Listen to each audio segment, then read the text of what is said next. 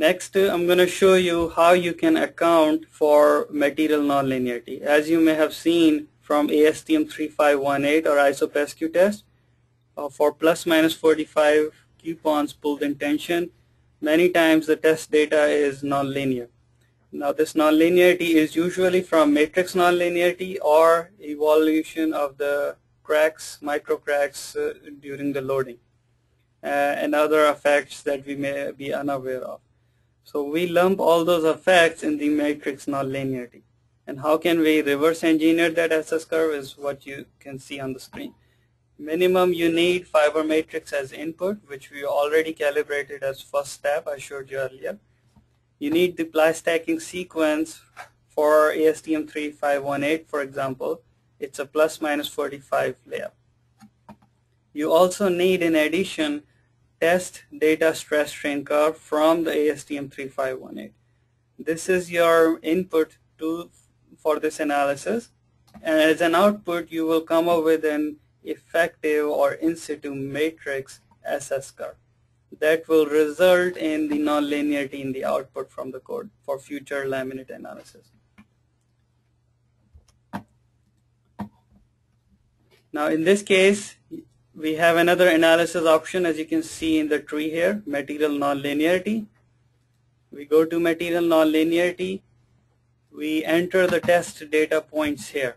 Usually you have thousands of points, but we filter to 5 points. You can downsample them by right-clicking on it. Will automatically select few of the whole curve.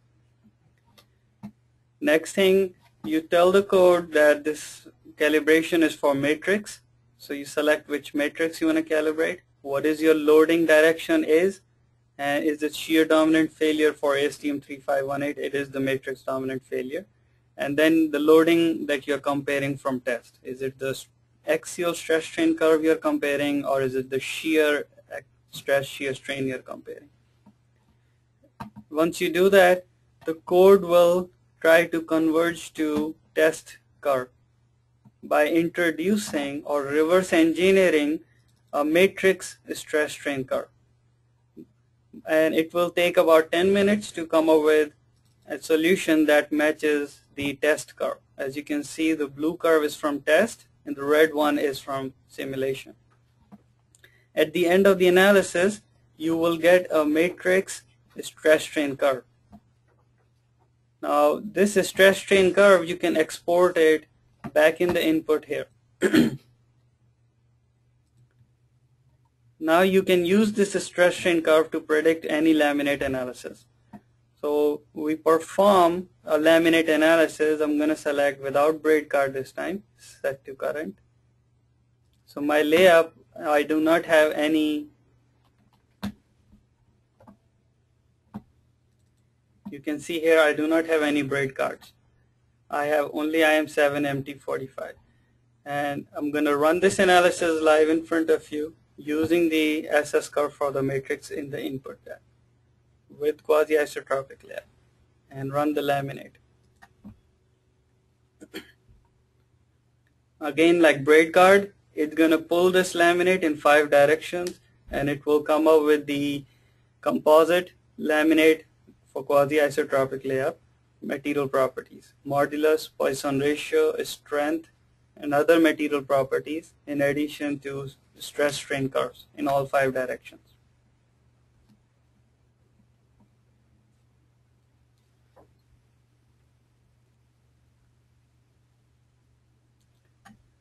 The steps so far I have told you are very basic, and these are the steps you take to verify if the analysis so far compares well with your test.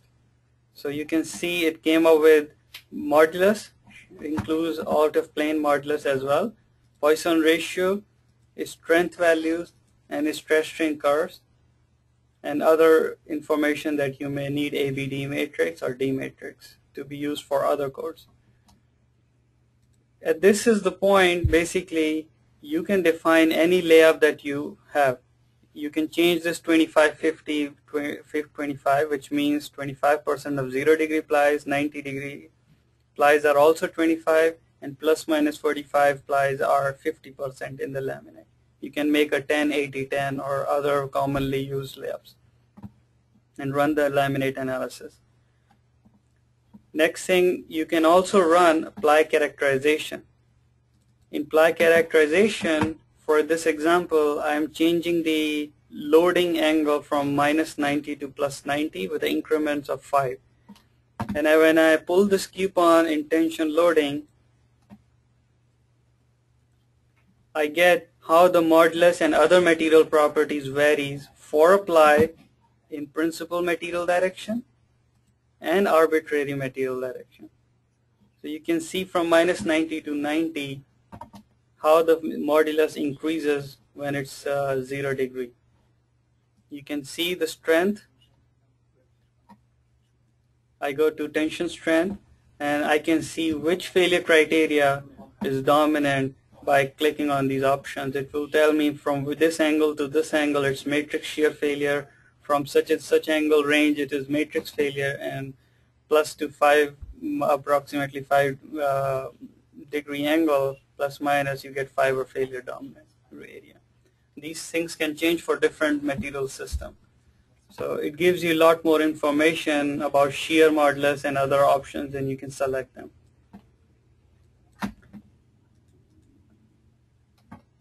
Now we go back to our demo slide. And next topic of introduction is manufacturing defect. How we can study the effect of fiber waviness or void shapes through the thickness. As an input, you need, again, basic fiber matrix properties. You need to know what is your stacking sequence, or is it just single ply that you want to study. You can consider nonlinearity of the matrix at this point if you have that, or if you want to consider it. If you want to consider fiber waviness, you tell the code what is the amplitude of the waviness from the micrograph. If you want to consider void shape and volume fraction, you can consider that, and you need to tell that. What will you get output? You will get ply properties as output, and you will see, you can characterize them, how the strength and modulus properties can degrade with the waviness or void volume fraction. So I go back to MCQ composite panel. I will minimize the left side input deck for better clarity, and you can see the manufacturing defect mechanics option here. In manufacturing defects, I can select voids or fiber waviness, which fiber is under consideration. Then manufacturing setup, I can select which fiber or void shape I want to consider. For example, I select sphere. What's the volume fraction? You can enter that information here.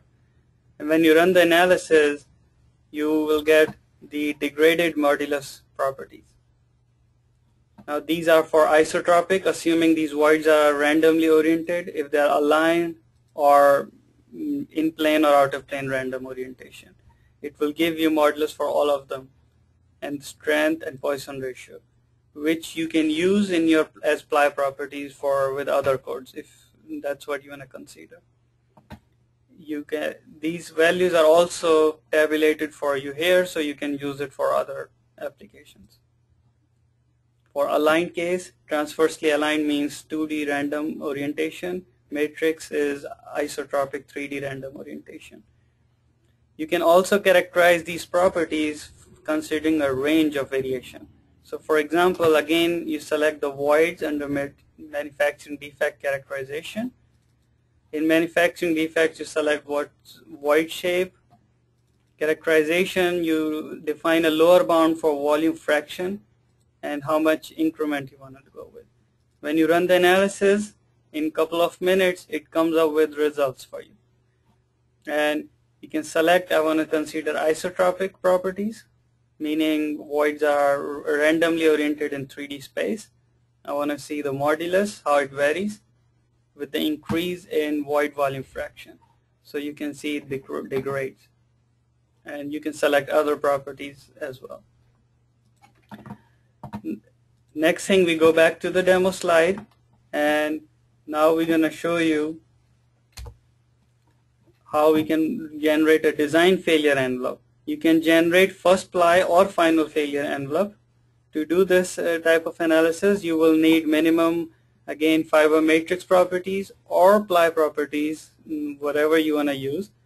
You need to tell the code what is your ply stacking sequence, if you want to consider laminate, or if it is a ply, you just show one ply.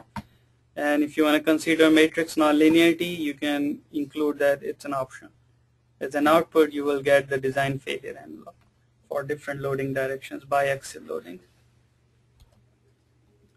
To do this, you go under design failure envelope option.